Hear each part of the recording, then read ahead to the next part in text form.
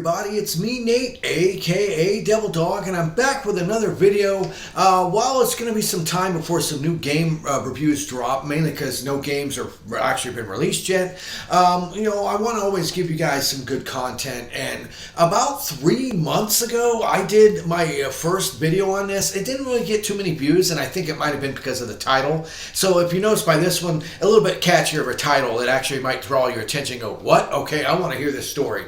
This is episode 2 of my newest series, which is called Hotdogs and Hand Grenades, The True Stories of My Life. Now, if you watched the first one, I'll do a little quick catch-up on you so you know what's going on. Me and the rest of my family used to have a ranch up in the Sierra Nevada mountains out in California.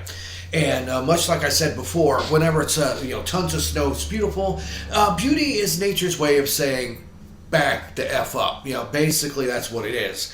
Now, when we were up there on this ranch that we had, it wasn't, you'd drive for like hours on end just to get to the local store, okay? And it was literally like a barn, a big barn that was a local general store to be able to get our groceries. And if we wanted to go to town, it literally was like 4 or 5 plus hours worth of driving to get to town. So we were pretty much stuck out in the middle of nowhere on these mountains, and we had to make ends meet. And like I said, it would be like once a month my mom and us would drive down to the grocery store and stock up on stuff. We had a little local store we went to more often, but when we really needed a big supplies, we'd have to take a long trip in a little pickup truck. But this story is involving, much like the thumbnail even shows you, involving an incident me and my brother dealt with while we were up there. Along with all the other animals we dealt with, we had rattlesnakes, there was bears that would try to kill you, and lots of mountain lions. Now, while we were up there, we actually had several cats that would help keep the mice at bay, and a couple dogs. They were a golden retriever and a black lab. We named them Salt and Pepper. And the story behind them is really, really weird. This one lady was going to have them euthanized. She didn't want them anymore, and they were intelligent, smart dogs. So me and my brother made a deal with her that we will pay you $1 for each dog. And she's like, fine, good, just take them. They were the best dogs we ever had. I mean, they were fantastic. And a lot of times, whenever we would go to school, yeah, we still went to school back in those days, we had a roughly about 1.5 mile long dirt road from our house, our ranch, to the main road, the paved road that was basically no larger than barely, 2 lanes wide, no line down the middle or nothing. And what we would do is we would actually walk that dirt road to get there to wait for the bus to pick us up to take us to school. And the trip to school was over 4 plus hours each way. No joke. Because there was one road that we had to go and all the way around the mountainside, all the way around to be able to get to the school. And the trip back was the same way. But this story was about one time me and my brother were getting ready to go to school.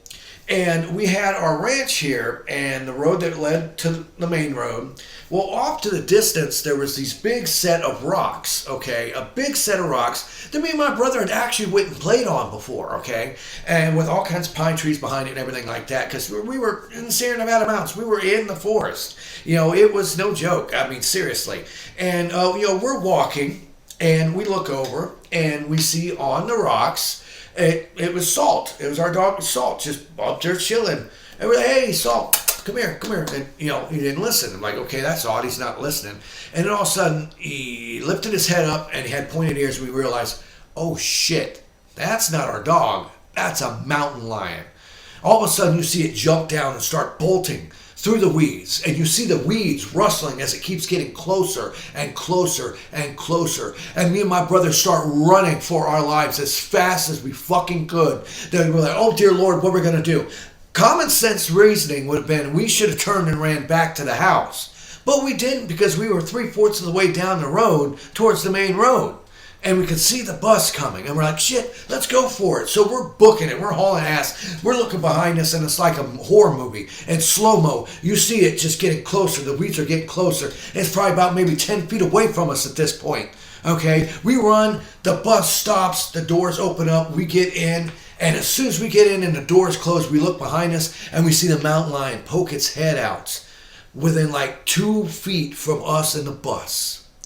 and it just turns and walks back through the woods, back in the weeds. We came less than 2 feet away from being mauled to death by a fucking mountain lion. It was a big one too, a very big one. And honestly, I pooped a little. I'm not gonna lie, I peed and pooped a little. That was frightening as hell. Now, after we went to school and everything on the way back, we were terrified. And we're like, oh my God, what if the mountain lion's still there? Or what if it's just waiting in the bushes right when we step off and it just jumps out and mauls us? We didn't know, because let's be honest, the school at that place sucked balls anyhow. So we didn't have no friends. We didn't really get along with nobody. So we dealt with the stress and the turmoils of school back in the 80s. Yeah, a lot different than nowadays. Yeah, a lot different. Weren't no shootings going on back then, just people getting the shit beat out of them a lot. But that's the thing about this is, once we stepped off the bus and the bus driver took off and left us, we're like, oh shit. Okay, so we were like, well, what should we do? Walk slow? Hell no. We hauled ass as fast as we could and got back to our ranch and got in safely, thank God. There was no mountain lions around. Salt and pepper met us at the door and we got in safe. And it wasn't until then that we were able to tell my mother what happened. Because this was before cell phones, people.